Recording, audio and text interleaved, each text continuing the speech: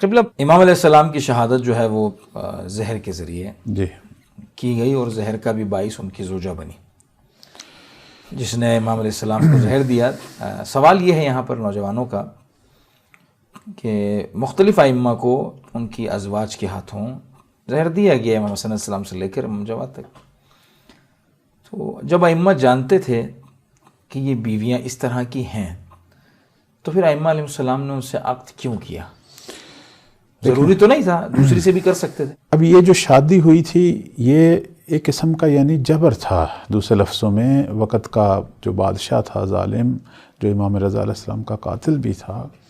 یعنی جس طرح امام مجبور ہوئے مدینہ چھوڑ کر مامون کے پاس آنے، اور اس نے زبردستی وہ ولی عہد والا جو ہے وہ توق بھی مولا کی گردن میں ڈالا، اسی طرح بعض دیگر مسائل میں ائمہ مجبور ہوتے تھے، کچھ بڑی مسئلتوں کی وجہ سے ان چھوٹی چیزوں کو قبول کر لیتے تھے، چونکہ اگر یہ قبول نہ کریں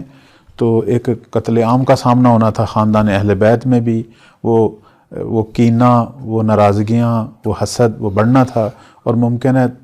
تشیع کا بھی قتل عام ہوتا، تو بہت ساری چیزوں کو سامنے رکھتے ہوئے ائمہ جو ہیں وہ اپنے اوپر یہ لے لیتے تھے یہ آزمائش، لیکن یعنی بہت سارے دیگر فتنوں کو روک لیتے تھے۔ اب یہ کہنا کہ امام جواد علیہ السلام کی شہادت کا باعث جو ہیں وہ ان کی زوجہ ام الفضل جو ہیں وہ بنی ہیں، یہ ایک قول ہے، ہم اس کو 100% نہیں کہیں گے، چونکہ ہمارے پاس ایسی بھی روایات ہیں جن کی روح سے معتصم نے اپنے غلام کے ذریعے زہر بھیجا ہے، یعنی خود معتصم جو ہے اس نے زہر دیا ہے۔ اب یہاں جو ہے وہ ایک روایت ہے ان کی کہ اچھا ام الفضل کے حوالے سے بھی یہی ہے کہ معتصم نے کہا تھا، اور ام الفضل کا جو بھائی تھا یعنی مامون کا جو بیٹا تھا اس نے بہن کو اور چچا نے مجبور کیا کہ آپ یہ کام کریں، کیونکہ اس کی وجہ ایک حسد بنی فاطمہ کے ساتھ، اور امام جواد علیہ السلام کا جو آخری مناظرہ تھا، مباحثہ تھا، اہل سنت کے بڑے بڑے فوقہ جن میں سے اس زمانے میں ایک فقیہ تھا ابن ابی داؤد، چور کے ہاتھ کاٹنے کا جو واقعہ پیش آیا، اس واقعے میں مولا نے جو قرآن مجید کی روح سے حکم پروردگار جب سنایا اور ان کے فقہا کے جو نظریات تھے یا فتوے تھے وہ باطل ہو گئے، اس سے ایک حسد بھی پھیلا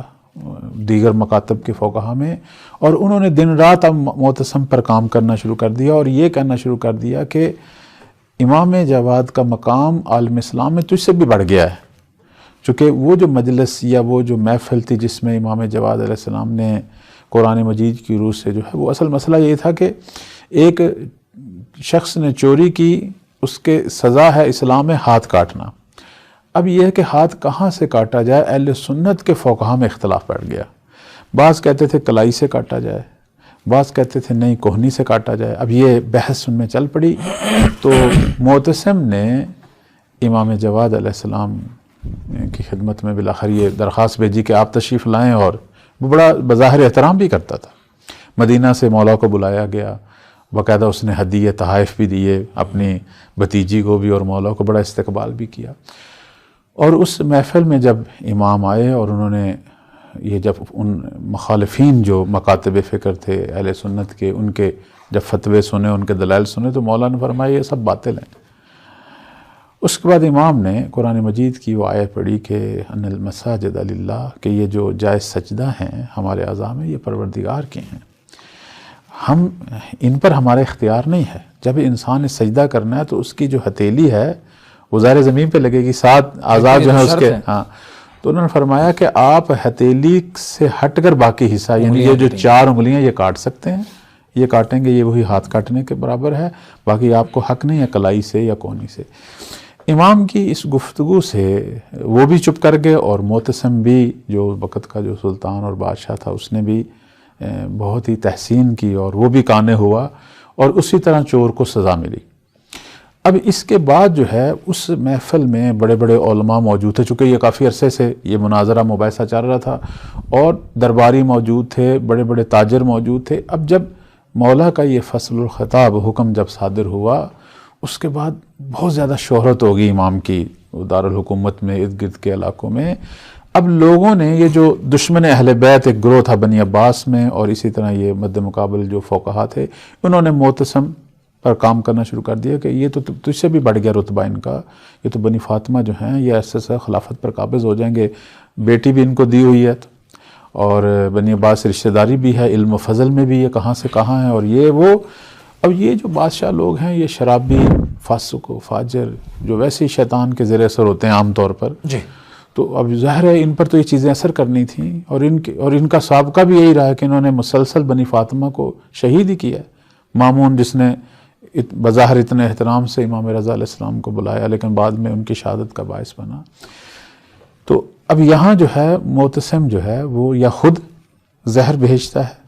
اور مجبور کیا جاتا ہے مولا کو، مثلا وہ جو غلام زہر لے کے جاتا ہے وہ کچھ کہتے ہیں کہ شربت کی شکل میں لے کے جاتا ہے، صحیح، کہتا ہے کہ آپ نے جو اس دن مناظرہ جیتا اور وہ مباحثہ کیا آپ نے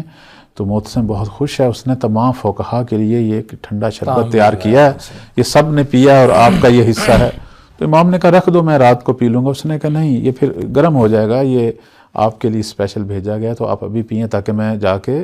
خلیفہ کو بتاؤں۔ اب اس کے پس پردہ ایک دھمکی بھی تھی اور مولا نے وہ پی لیا، نتیجتاً یہ شربت باعث بنا امام کی شہادت کا۔ بعض کہتے ہیں کہ ام الفضل نے جو ہے چچا اور اپنے بھائی کے کہنے پر، مجبور کرنے پر جو ہے مولا کو جو ہے وہ مسموم انگور کھلائے، اور اس کے بعد جو سب سے زیادہ ہمارے لیے ایک مصیبت کی بات ہے اور مصائب کا سب سے بڑا ایک عالم یہ ہے کہ مولا جو ہے وہ پیاس کے عالم میں تڑپتے ہوئے انہوں نے جان دی،